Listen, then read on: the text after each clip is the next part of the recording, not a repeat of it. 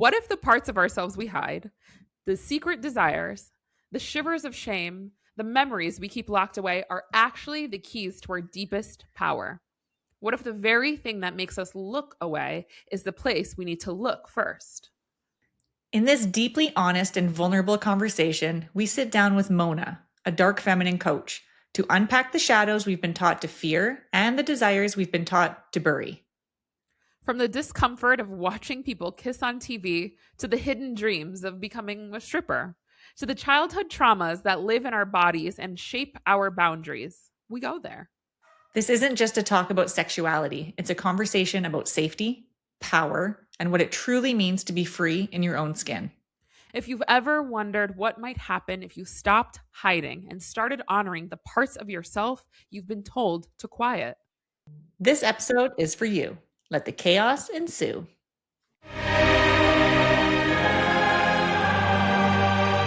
you know, it's so funny. I was journaling the other day, and I don't know why I journaled on this specifically, but I was watching a show somewhere and the people were like, kissing or whatever, and I cover my eyes like a fucking 5-year-old. And I do it every time. Why? Does it feel embarrassing? I'm uncomfortable as fuck. Really? I'm incredibly uncomfortable. And there's this duality that always exists, has always, the Gemini in me, where I'm either completely reserved or way the fuck open. Yeah. And so, now that I'm coming to my own understanding of myself, I'm realizing how reserved I actually am in a general sense. Like, it's weird. And that's why I journal about it. It's weird that, and I don't want to pathologize or like even shame myself. Mm-hmm. But I think it's because I also want it to change a bit. Like, I don't want that to be a reality where I see people kissing on TV and I'm like, ew, like, like, it's both fine, and also I don't want it to be that. And so that's where I'm coming into the understanding that if I want it to shift, it can, but I have to also be honest with the fact that it's weird to me. Mona, before you unpack that for us both, why don't you just introduce yourself? Yeah, for sure. So I'm Mona from Align with Mona. Right now, I am in a bit of transitioning into this next phase of my career because I met you guys when I was at the beginning of my spiritual coaching career. And so that was pretty much the beginning where I did all the coaching. And then I feel like I reached this point where it's like, okay, I found my light, I found my purpose, I know what I want to do. But I felt like there was still something else missing, something deeper. And so that's when I started really exploring the darkness and the shadows. And so now, since I've been on that path for a little while, exploring these avenues, now I feel really a lot more comfortable to call myself a dark feminine coach. So what I do now is that I help women specifically go into the darkness and reclaim their power and realign with their truest self through uncovering the things that were most shameful and like the things that are hidden in the shadows, like the too muchness, the too sexiness, all these things. Because what I've discovered is that through my own journey, that's where I found all my power and my potential and my radiance. And it's like when you go into the shadows and you can come back reclaim, kind of like in Persephone's journey, that gives you the whole new sense of wholeness and purpose. And then you also have liberation because there's the freedom, right? Like all of this energy that we put in like withholding the shadow, keeping it hidden, that all takes more energy than actually letting it be expressed and accepted and like, owned unapologetically.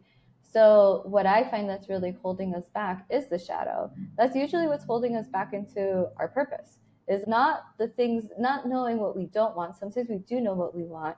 It's just the shadow that's holding us back of the things. Also, one of the things I love to talk about is desire, because I feel like there's such a, sinful word of desiring or wanting or, and then how that's like selfish, but it's like desire is our expression of what our soul wants to experience in this lifetime.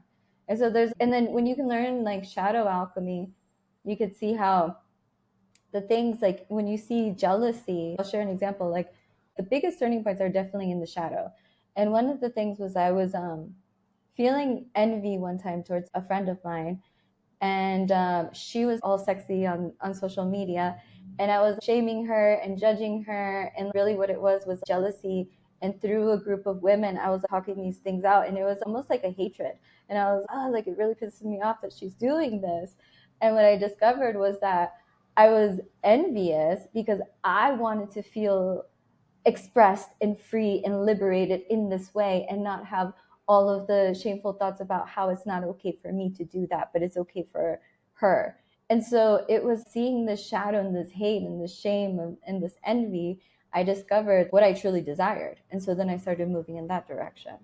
So it's like that's really the core of what I teach is shadow alchemy, and really going into the depths, not fearing it, and coming out more empowered. Yeah. I love this so much. I have a when I was a younger person, I worked next to a gentleman's club at a pub. And so I was a server at a pub, and the dancers would come over often, either before shift or after shift. And they were always trying to reel me over there to work. And I was just like, oh, no, I couldn't. I'm not a good dancer. I'm not good this. I'm not. And I've always had this desire. Like, pole dancing to me is such athleticism.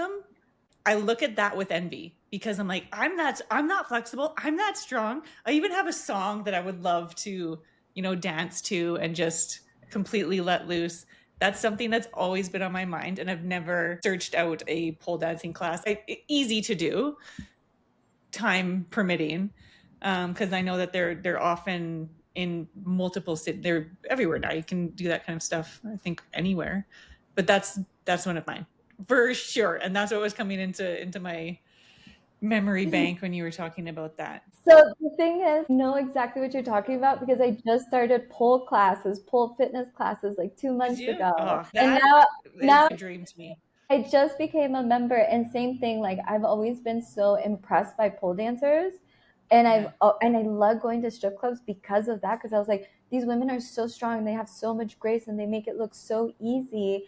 And so yeah, one day I just said fuck it, and I just started taking pole classes, and it has made me so much more confident too. And there was a moment with one of my pole teachers, and this also was a moment where I was like, whoa. She told me, because I did something the second day of my class, I hung by the pole upside down with no hands, like by my legs. And after class, I told her, I can't believe I did that. I didn't know I was capable of doing that. Mm-hmm. And she told me, you're stronger than you know. You just need to have more confidence. Yeah.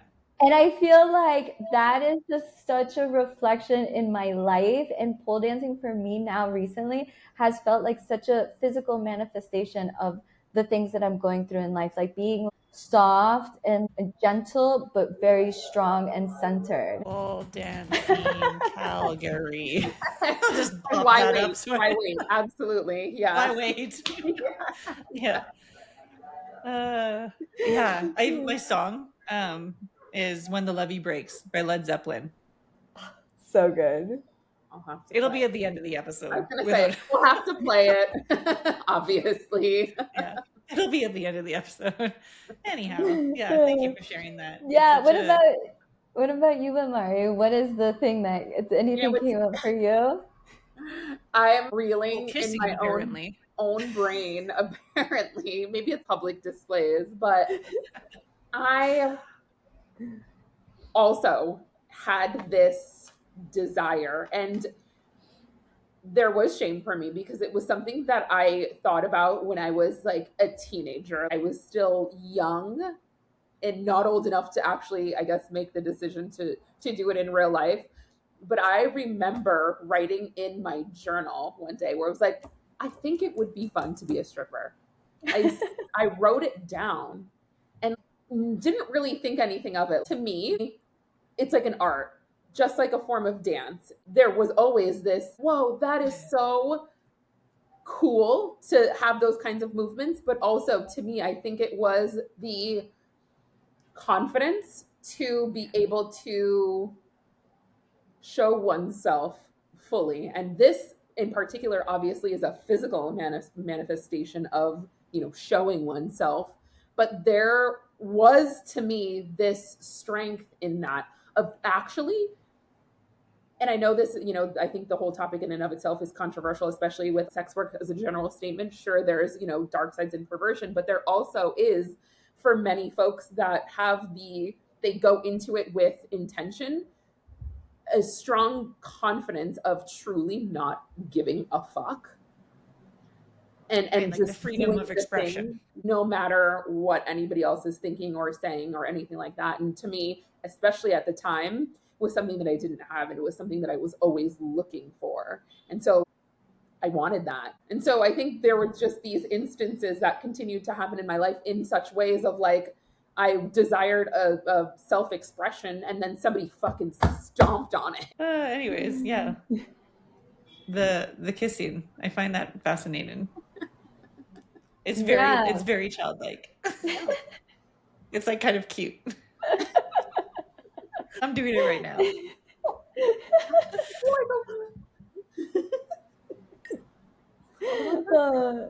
Well, so where do you think it comes from, Amari? Well, I mean, you've said like a lot of where it could come from.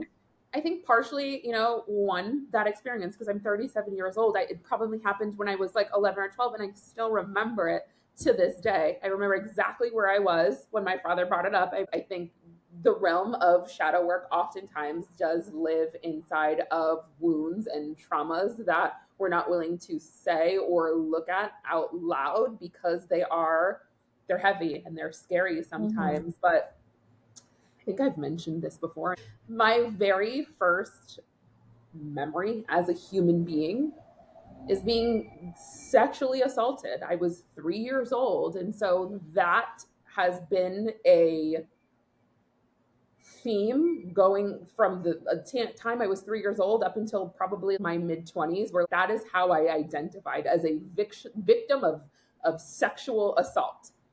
And so I think anything that leans too far into sex as a general statement makes me feel really fucking weird.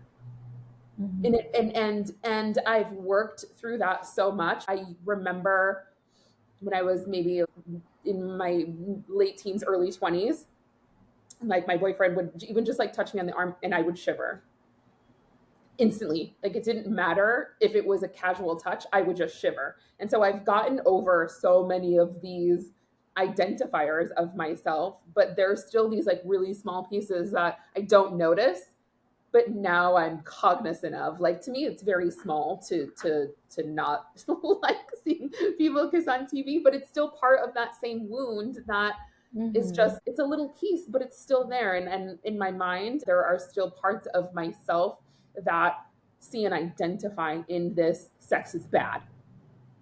Yeah. Or Well, rather, sex is unsafe. Yes. Yes. Right? Yeah. Because I have a similar reaction, especially in my marriage after certain things started to feel unhealthy, unsafe, not necessarily sexually, but just in our relationship. It all came down to that as well. Like I didn't want to be touched. Don't touch me. Don't even look at me, actually, because all of it felt unsafe. And of course, that gets translated into you don't participate in our marriage. You don't love me anymore. Like it turned into a me problem when it was an us problem. And it just, similar. It rooted back to very unsafe sexual experiences as a young person. Assault. Yeah. So interesting. So yeah, so much comes up to me. So much coming through right now that you guys are sharing that. The first thing I wanted to say is that when the whole Amari, when you were talking about when you were being touched and you would shiver, that is the body keeps the score.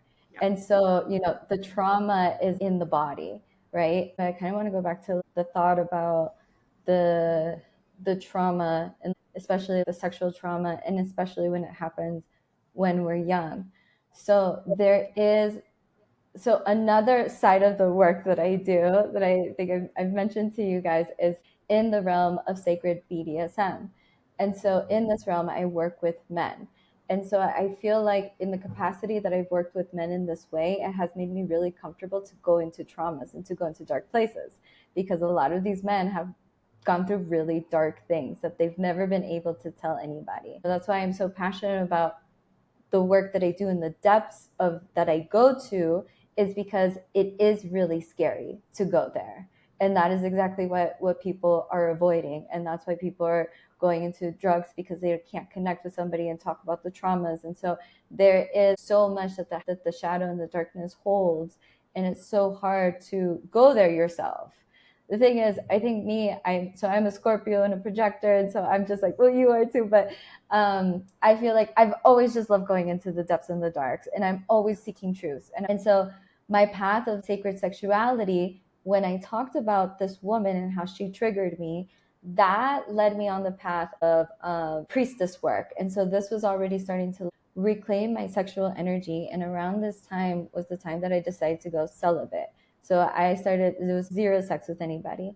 And I remember there was a moment where I said that nobody deserved to touch me. Nobody deserved my energy. Nobody deserved to touch me. It was just the beginning of my self-love and I call it self-worship. Actually, it was the beginning of my self-worship era, where I started worshiping myself. I started adorning my body. I was a temple. I started, taking care of my body, making sure I look pretty for me. I was my own temple. I was my own altar. And so that really also, shortly after the priestess path, I started going into the realms of sacred BDSM. And that's really where I started learning to set my boundaries in this dominant energy and saying what I want, what I don't want, and just becoming more and more clear on what is okay and what is not okay. And saying what I need to say without sounding like it's too much or it's not going to be received. I think that is one of the things that stops women, is that we're such like, oh, I don't want to rock the boat. Like, I don't want to, it's easier this way. And so we're not able to say exactly what we want, because we've also been shamed as women. Oh, you're too this, you're too that. So I really learned through this journey to really have strong boundaries, to the point where it's like now I have subs that worship me because I've been worshiping myself. And so I think it's It's the energy also you're attracting. Yeah. exactly. And so it's to the point where because this is the other thing that's really important to know as women.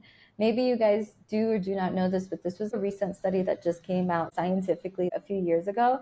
But for so long, we used to think that when there was conception, that it was because the strongest sperm swam to the egg.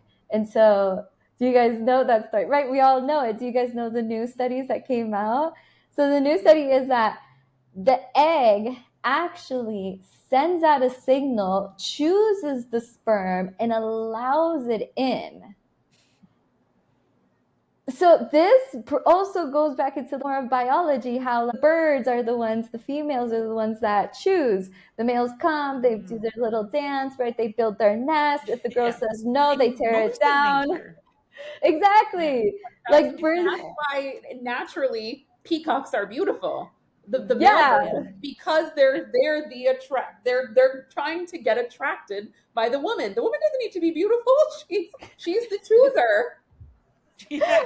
Exactly. And so it was like that. I feel like it gives us more validation. So it's like we are meant to choose, not we are supposed to choose, not be chosen. And I think women, we have this all the other way around. We're looking for somebody to choose us, to feel worthy enough to be woman. But I think as women, we forget our worth, because we live in this patriarchal society where it's based on, what you could do, how much you can work, how fast you can move. But really, the more that I've gone into my feminine and the feminine leadership and the softness, I've realized there is so much power in the divine feminine. She is a reservoir of infinite nourishment, and she is what nourishes a family. She is what creates a house into a home. She is the one who regulates. She is the one who, and I realized this all when I was like, there was a point where I was like, sharing my sexual energy with everyone, and I realized they were healing and I was feeling more depleted afterwards. And I was like, okay, hold on, there's something, I'm doing healing work. And I think all of us women do that. We have sexual energy that could be very healing. I mean, going back to, we were talking about strippers and like, prostitutes. I used to judge them so much until one day I heard a group of them have a conversation on this live audio app, and they were all saying about how just deep down inside they're just all therapists. Like they are providing intimacy and connection to these men, and sometimes it's not even sexual, it's just literally the connection. And so this is what the priestesses did in ancient times. They were sexual healers. There was temples for these priestesses, you know. So it's like, even that, you could see how, you know, there's also a story about how Mary Magdalene, she took the prostitutes off the streets, taught them how to use their sexual energy, and then made them into priestesses where they would heal others. So it's like, I feel like there's just a lot of you know, the feminine empowerment, the feminine quality, the feminine radiance, right, needs to be really protected. And so that's the thing, like, that I've learned on my journey, is like really pull back all my energy and just, you know, it's just for me. My sexual energy is for me, my orgasms for me, like everything is for me. And that was how it was for a long time. And now that I have like strong boundaries, I'm okay, let me now, you know, see who I can choose to allow in. And if they don't meet the standards, then they don't have access to me. Yeah, that I resonate deeply with that, especially because the convoluted way that I assumed that I was exerting, you know, boundaries, dominance, and you know, holding myself to a certain standard. But when I look back, what I was really doing was reacting versus being proactive, or being in a state of creation, because it wasn't, you know, people weren't necessarily doing anything wrong when they came into my space, because I wasn't direct enough, or in my own power enough to make the statements of this is okay and this is not okay. This is what I want. This is what I don't want. Instead, it was this reaction of, you did this, that was wrong. How dare you? Right. But without actually seeing, yeah, that I made no command to begin with. There was no proper exchange there. So at the end of the day, I mean, we can say that we were both wrong, but I should have been the one to lead my own life and to lead my own direction, rather than assuming that somebody was trying to do me wrong or do me harm, or having that physical bodily reaction without having made the statement of, hey, let's actually do this instead. Let's take it in this direction so that I can come to a place of comfort. I never had those conversations. Those types of conversations were very scary to me. And now, knowing the reasons why and what I know, I'm more inclined to be straightforward of like, this is where I am. This is what I'm accepting of. This is what I would like to do. Do you want to follow or not? And letting that be the guiding light. But something that you said, that it brought up something else that I remember as a kid. And this is so strange that I was having these thoughts and desires, like you were talking about before, these desires as a kid. Because second to my wanting to be a stripper, I've always wanted to be a madam.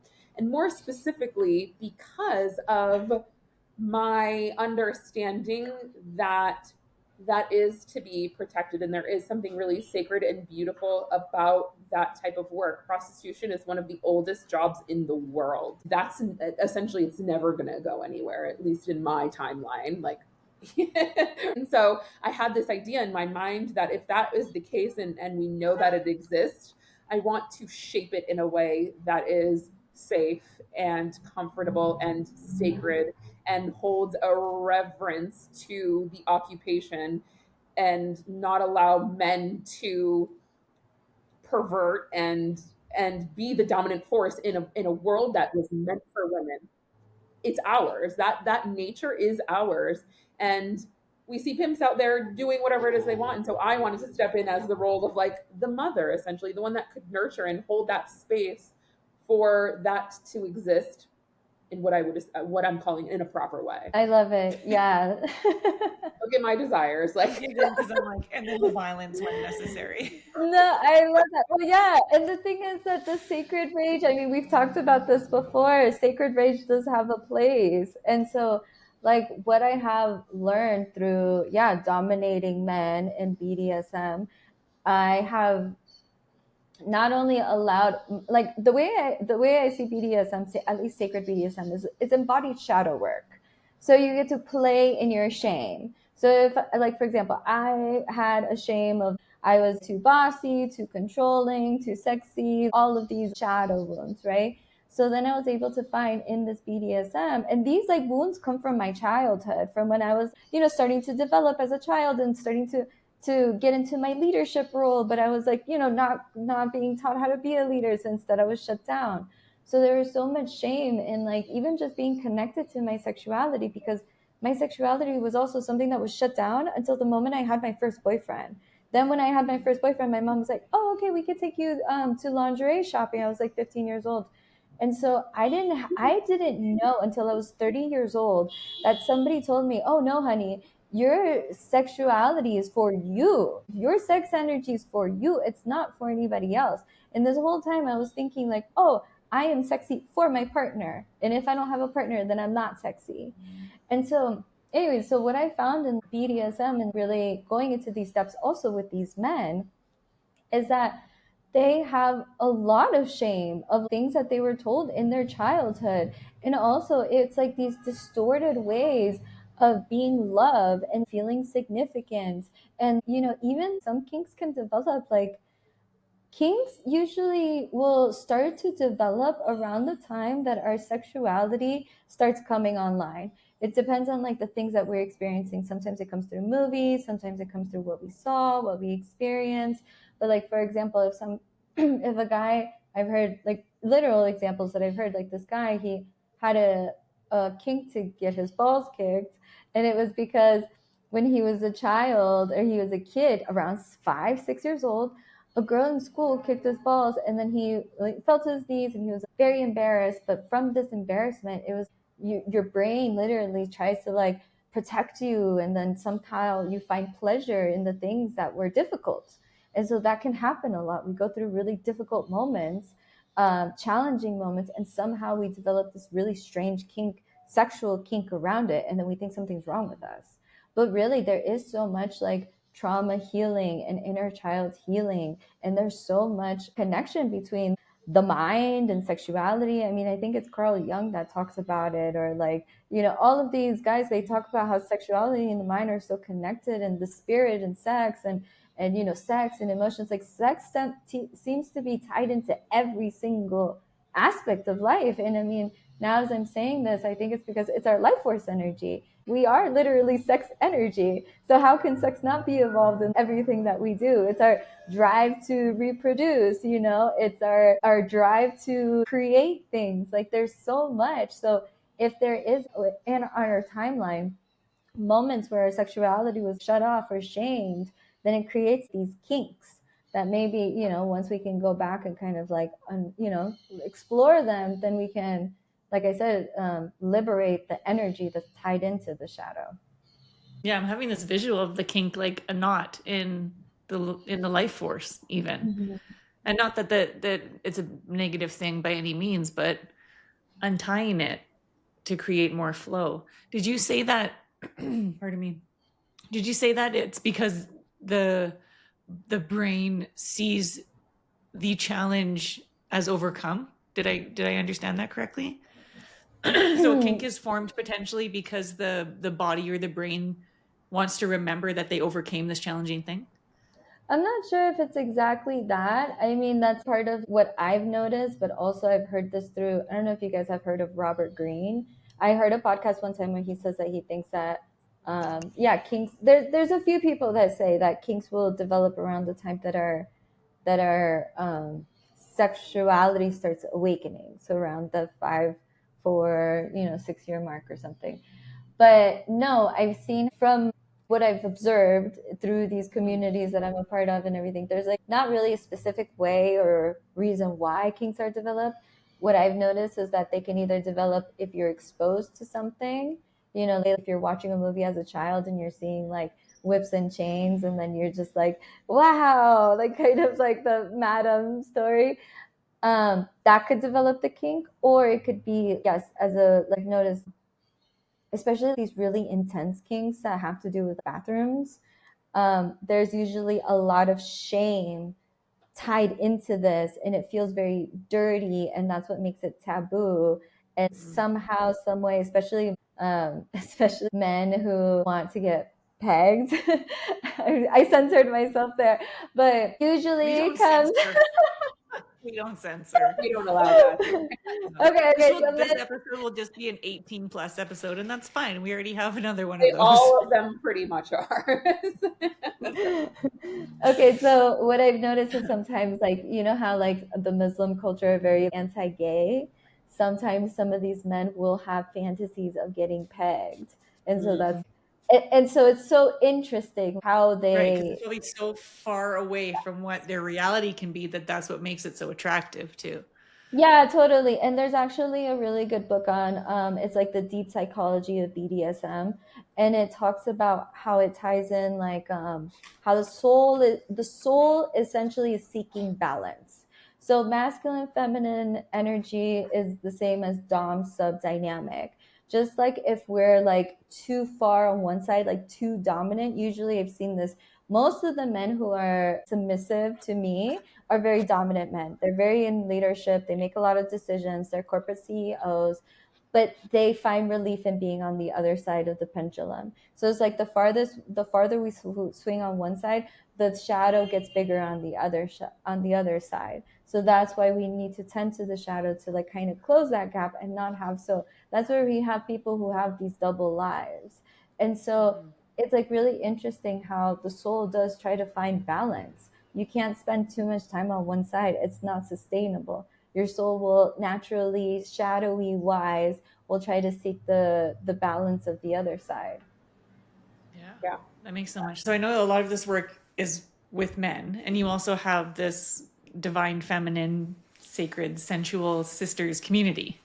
So women, as somebody who is very controlling and very masculine in my life, because I have learned that I'm putting this in quotes because it's what I think is true or is my reality. I've needed to be, especially with my past relationship and just substance abuse in the past and just being the person that is there for me 100% of the time and then therefore there for many, many others.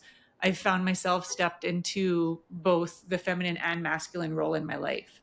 So how does somebody untangle from that in order to step more into the divine feminine and like allow even for a masculine energy to be received? Yeah, well, that's exactly it. It's allowing. From my point of view, I was also just very controlling and very, I had to have control. I was very micromanaging because I was like, oh, my family can't do this without me. Let me just like micromanage. For me, learning to surrender into the feminine can be very scary when you're the one who has it all together. But it's like, I feel like there's an aspect of faith and trust that you can submit to the universe and the universe can dom you. And so when we start to slow down, then we create space for other opportunities for either the universe or the universe to send us somebody to then show up for us. Then that's where like the work begins, because then we need to surrender and allow and like create space, discern and have boundaries. And so it's so hard to lose control. I mean, it's so hard to like give up control, but it really is. I mean, that is, I feel like the surrendering path, trusting that when you start to let go and you start opening yourself up to receive the blessings from the universe, then things will start shifting. And the more we step into our feminine energy, the more the masculines can show up, because I feel like many times in relationships, the problem is the lack of polarity. So the woman is in her masculine pole, and the man goes into his feminine pole, and so then there's all this resentment, and then there's lack of attraction because the woman is tired of being in the masculine, and the man feels like he's useless if he can't show up for the feminine. So it's like this is what happens with marriages. So the solution there, and that's like pretty much like what I'm really passionate about, like when it comes to like women, is like teaching women to be in their soft feminine leadership. And so, like I think that men could, this is how I see relationships. Women are like the GPS. And then because we have the vision and we are the oracles and we have more of the intuition. the women are the GPS and the men are the car with the engine, right? So we can like point the man in the direction, and then we can let him take us there, right, in our carriage, in our cute little, with our drink and stuff. Like that's what we want, but we want Yeah. but we want them to, honor us and listen to us and our wisdom and our intuition and stuff. Okay. So what I've learned through, engaging with these dynamics with men is that, being in our dominant feminine energy doesn't have to be us telling men what to do. Actually, I never tell men what to do. Never, ever. Like there's a big misconception that because I'm dominant, I tell men what to do. I don't.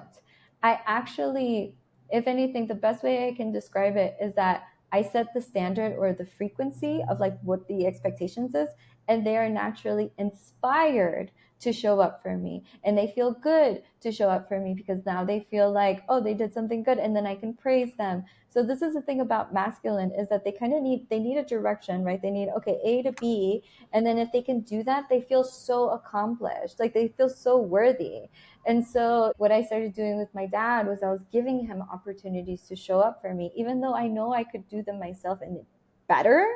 But it's like that's how I started healing my relationship with my dad. So I can pretty much do anything that I want to do. I can patch up a hole in the wall. I can make my own money. Like I could cook my own food. There's so much I can do. But it's like, okay, maybe I'll give a man an opportunity to patch the hole in the wall, and that will make him feel good, and that will help me receive and lay back, and then it will help him feel good about showing up for me, and then the praise, and then that's how, happy relationships happen.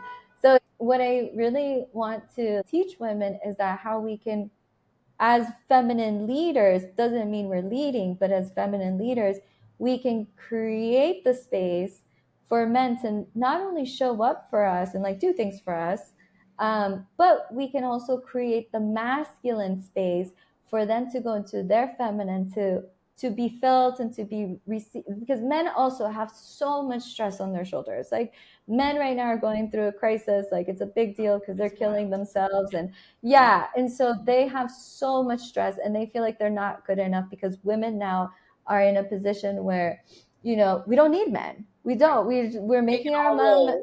Yeah. Yeah, Right. And that's exactly. why I think this conversation is so important. And what you said about the polarities, there's a lack of polarity. Yeah. And it's like society is talking about how divisive, or is that, divisive everything is. Yep. And it's like, is it? We're all trying to be the same thing. We're all things all at once. And like to your same point of being able to patch the wall, sheetrock, like this wall behind me, I took the plywood panels down. I'm sanding it myself. I'm painting this motherfucker alone because I can.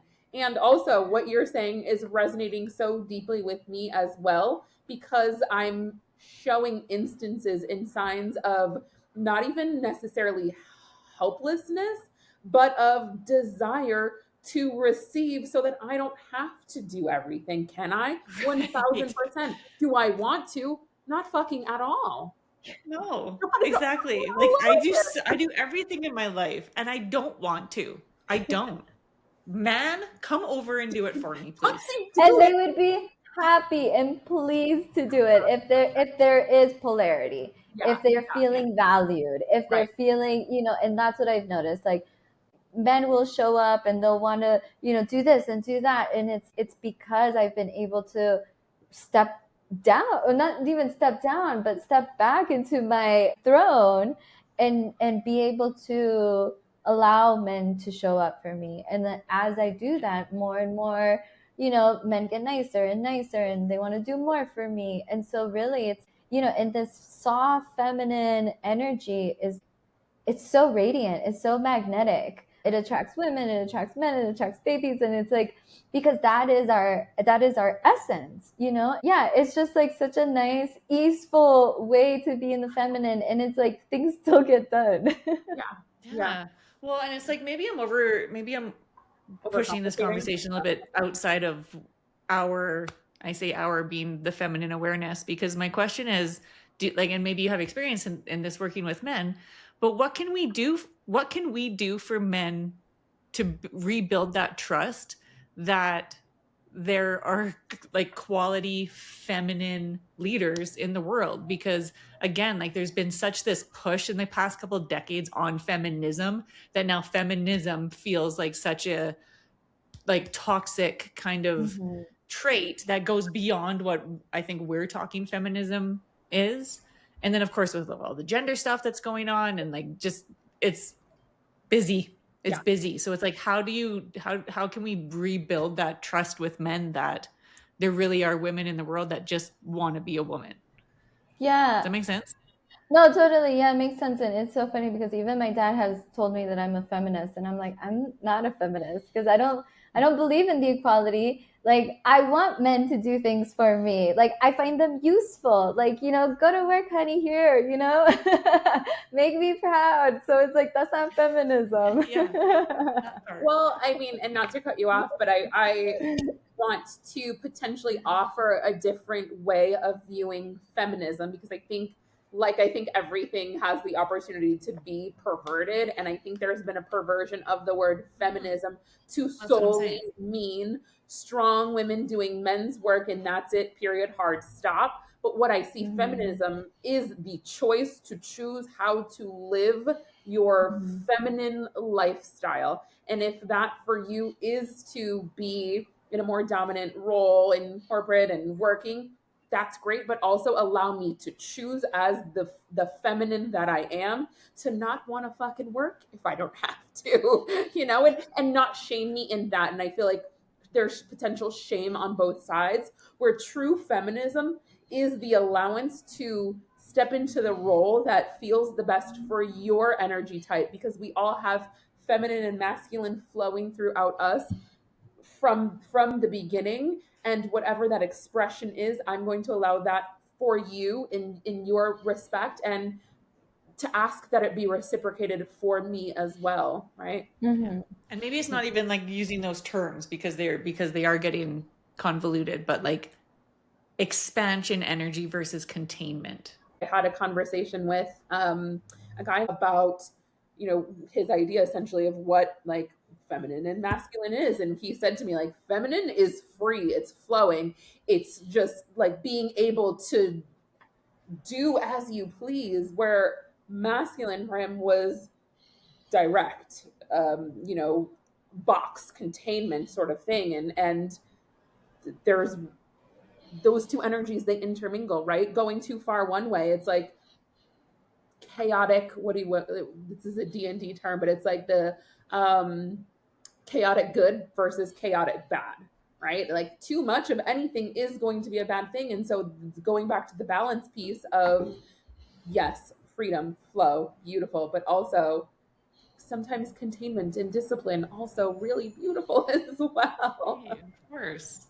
Necessary. Yeah, totally. I mean, it makes so much sense. And I mean, yeah, feminism in that definition, like, yes, freedom for women.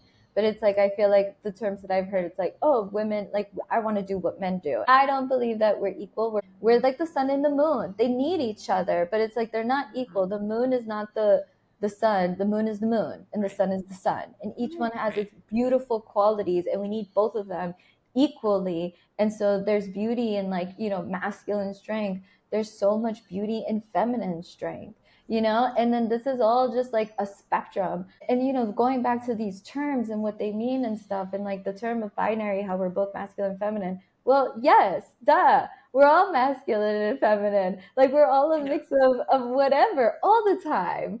But it's like we're not like the same, like it's not mushed together. Like we get to like go and we get to like, oh, today I'm more in my feminine, today I'm more in my leadership, I'm in my masculine. But it's also just not black and white, it's the yin yang.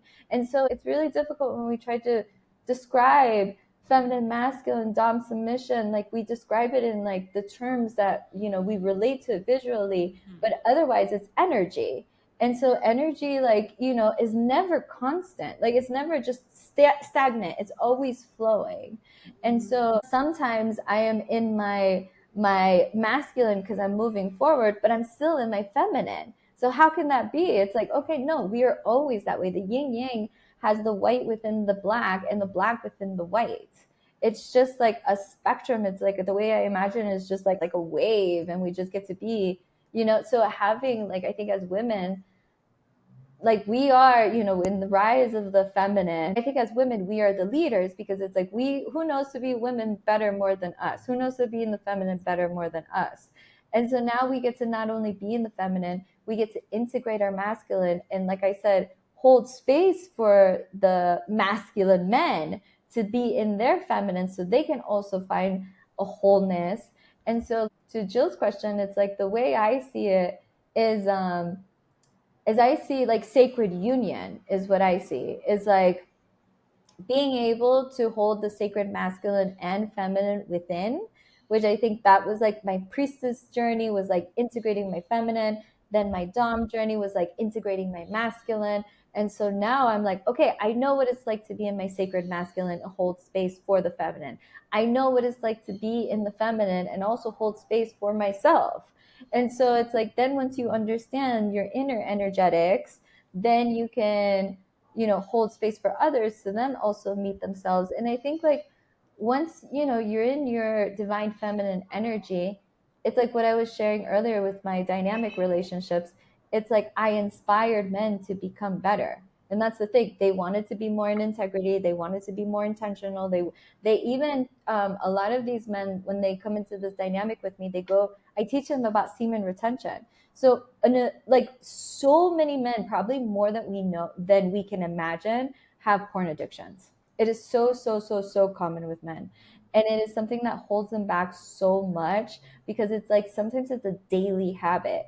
And this is them like spilling their precious sexual energy on like mindless porn when they could be holding back that energy, going to the gym, going to work out, like doing so much with alchemizing it. Yeah. Yeah.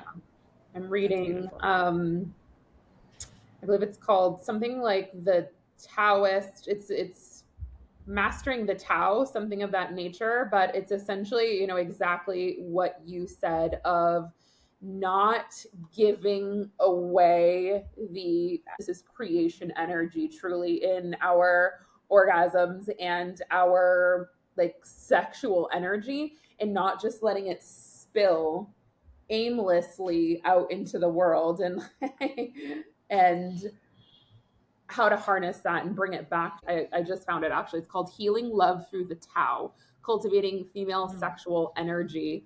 And it really explains and describes exactly what you were saying about not spilling our like sexual creation energy everywhere, all over the place without focus and intention. And so thinking in even like both female and male orgasms and ejaculation, that is the leakage of that energy going out into the world. And so rather than practicing and participating in its just like giving it away all over the place, focusing that energy specifically towards our goals and our desires and the things that we want, and not having it to just be this like daily practice of like rubbing one out and ejaculating If our you're gonna energy. do it, rub it out for your 2026 goals. Is that what you're saying? Exactly. Yeah. Okay. Like I'm gonna orgasm all over mind. my goals. I've only gotten through like the first part of it. So we'll follow up later on in the year and see how the practice actually goes. But I do find it interesting because I don't think we realize how much we give away that energy and how actually sacred it is. And going back to what you were saying earlier, Mona, that it's for us, it's not for other people. And we can choose to, you know, exchange it essentially in a way, but also it's meant to be ours. It's meant we get to choose if it's given or if it's used for our own desires. That is such a foreign concept to me. I mean, it's definitely, I appreciate that sentiment, statement, fact, because growing up as a young person, it was the exact opposite. Growing up and into my adulthood, I still felt that way. Mm-hmm. Yeah. until recently. Yeah, I mean, I Which didn't is get it. sad. I I'm didn't. 41 years old. Yeah, that mindset stuck with me until I was 30, and I was like, what? I was like, Mm-hmm. Totally Mm-hmm. blown away. Um, Yeah. I want to really quick circle back because I think this, I think it's a personal question, but also for folks that are listening themselves and are just sort of stepping into, a feminine leadership role and what that could look like for them.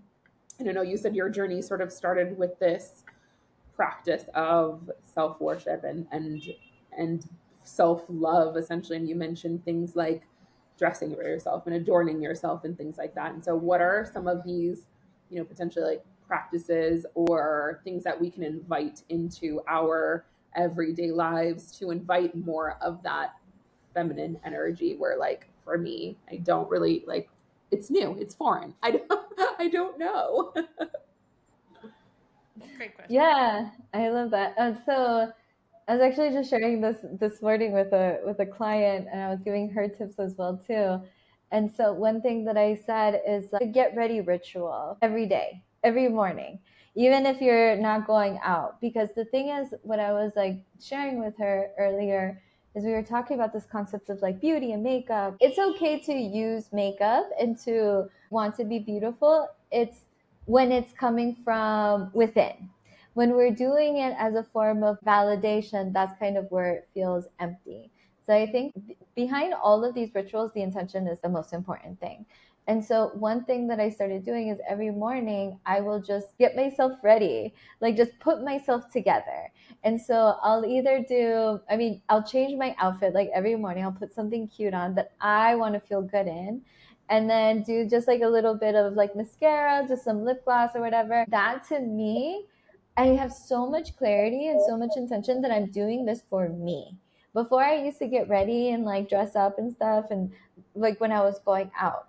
So I think it's like getting really clear on your intention. The other thing I would say is mirror work is just so important. Like I always have a mirror. Like I actually just bought a full length mirror. So I look at myself when I'm dancing. Like this is something that I've always loved to do since I was a little kid. Is just dance in front of a mirror. And that I feel like makes me feel so sexy, and just like looking at my body, feeling the music, like that helps me get back into my body. I would definitely say this can be sometimes intense for somebody who, has trauma or a lot of shame. Okay. So looking at your body naked, dancing naked, that will also help, because I feel like a lot of times women, we have a lot of body shame or body dysmorphia. Even if we don't do it naked, do it with something cute on. Put on some cute underwear, put on a cute top, and just start like that. I would Yeah. say also adorning myself, always having earrings and necklace. Um, and I feel like just overall, boundaries. I think boundaries is like the number one tip for being in your feminine, is like really just honoring your feminine energy and learning how to set boundaries and knowing who's for you and who's not for you and who's going to honor you. And if somebody's not going to honor you, like the goddess that you are, because I really believe like each one of us women, like we all have an inner goddess.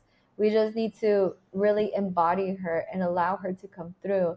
And so, the goddess is not, super sweet and just lets anybody come around her. Like, no, she really has her standards. And so, this whole journey of self love, self worship, self adoration, whatever you want to call it, it really is just honoring yourself, taking care of yourself like you're an altar, like you are a temple. And through these practices, yeah, you start really respecting yourself more. Yeah. It's that last piece, and I so appreciate you including the part about boundaries being part of that feminine path as well, because there's a strength to that, but there's also, a potential softness that can come from it as well, because it allows you to soften and sort of let your guard down when you've established something very, very clear. And so I definitely, it's Yeah. so wise, but like feels obvious, but it's not. Obviously, it's not, right? Like, it's not. Well, boundaries will create the space that we require to be soft. Yeah. Exactly. Yeah, exactly. Because it's like that's the thing that I've realized in these dynamics and relationships that I've been with. If they don't honor my boundaries, then there is no dynamic because I will not feel safe.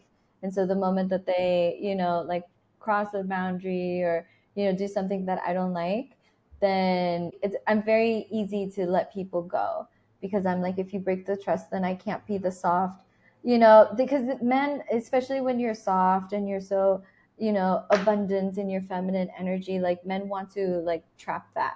They want to capture it for themselves because it's like a reservoir of nourishment. And so you have to really like, if they're going to receive the softness, the feminine, the pureness of your openness, your flower blossoming, blooming, then he really needs to create a very safe space to be able to receive that.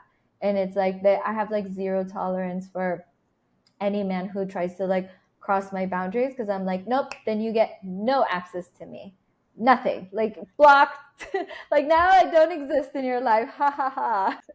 Yeah, this is reminding me too of the different natures of goddesses essentially, and we assume that they're just this open channel to whatever, very soft. There's no, violence within them. But I think about like Hindu goddesses like Kali, who will chop your head off, and like things of that nature, where yes, there's it's a feminine embodiment, but there's also still very much distinct. You cannot. If you do this, you will be cut up into pieces, or you'll be cut off from my life. And I really very much, like, I have started to work with that goddess type of energy, where it's like, yes, there's softness there, but there's also strength, and this like, you cannot fuck with me kind of embodiment as well. Segment. Yeah. Shinamasta is one of my favorites. Like, I was just randomly called to work with her, and she's very scary. I don't know if you know who that is, but she has her own head chopped off, and the blood is being ingested by like 3 other people, and she's standing on top of 2 people who are fornicating. Like, it's very violent, it's very sexual, it's very feminine, but also this embodiment of sort of that the agreement between the masculine and the feminine, while still maintaining the goddess label. Yeah, because the thing is, I think the problem is that people think masculine's or feminine's weak. And that's like the foundational problem. It's like feminine is not weak. If anything, like when I have dynamics with men and they're submissive, I see them extremely courageous. And the moment that they want to dominate, they want to control, or they want to avoid, it's like that's when I see them weak. When they don't want to explore their inner world. And I'm like, you are not the man. You're avoidance. Like, you're not facing your truth. Like, that's like when I see, oh, this is a coward. Right. Yeah. I fully understand that. Because it takes a lot of courage to submit. That's a little last thing I'll say. Because exactly what you were saying, like it's very hard to, somebody who's always in control, it's very hard to submit and let go. So I think, because that vulnerability just feels like too much, like too unsafe for whatever it is. So yeah, there's so much courage and bravery and trust in that. And we've talked about this before, Mari, like without trust, what is there? Nothing. So we need to let the universe dom us. That part, right? Especially the self-trust first, because how do you give another person trust outside of yourself if you don't have it within first? It's never going to be as it should. Yeah. I'm going to let the universe be my dom for a while. I'm excited about that. I'm excited. I said it here. But before we just stop, Mona, let us know how people can contact you, follow you, that fun stuff. Yeah, for sure. So my Instagram is probably the easiest way to reach out to me. So it's Align with Mona. And then I also have a website that alignedwithmona.com where people can find more information. Amazing. Thank you so much for being here and We'll sharing include all of your beautiful wisdom. Thank you so much. This has been so much fun. In the best way. Just like, oh wow. Yeah. I went with the. I know, yeah, I thought she reminded me of that after. I was like, oh yeah, right. Yeah.